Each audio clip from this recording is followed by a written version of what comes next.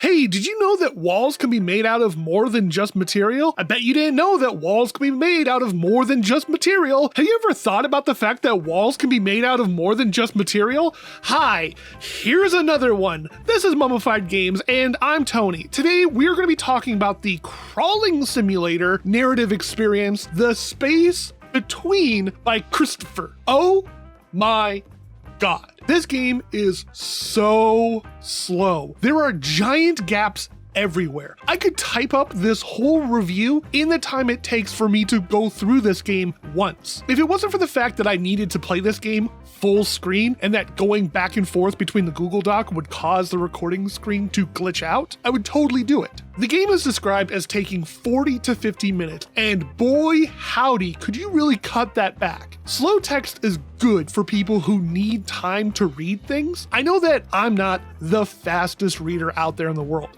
There are people out there who are also a lot slower than me. So when I put something on the screen that someone is meant to read, I make sure that I can read it twice before moving on. That's just a smart way of doing it, in my opinion. But this, I could easily read the lines 4 or 5 times before moving on. This game is so slow. I think it's half trying to be artsy for the sake of being artsy. There's no reason this should take that long. I make it no secret that I love games that invoke a retro feel and pull on nostalgic heartstrings. But when the thing you are trying to emulate actively makes the experience worse, then you shouldn't try to emulate it. Hey folks, here's a brand new game I made for the Super Nintendo. Oh cool, so you made a ROM version I could download and put onto a custom cartridge so I could play it at home? No, but you can only buy the physical game at Target, Sam Goody, or rent it from your local Blockbuster. Why? For nostalgia.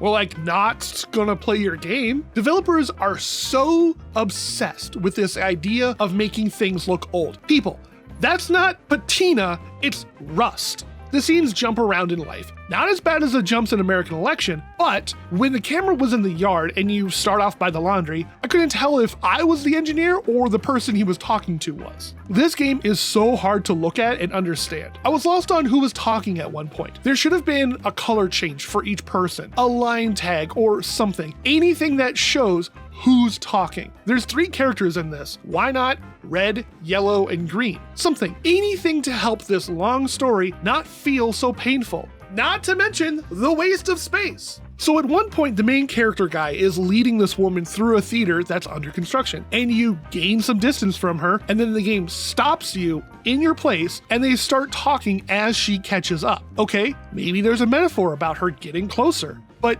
I was dying for them to just walk and talk at the same time. No need to interrupt this 5-minute walk with 15 minutes of talking. Just go. If the connection between the actors and the audience is so strong because of the distance between them, then I must love this game because I don't want to go anywhere near it. And then there's the actual story.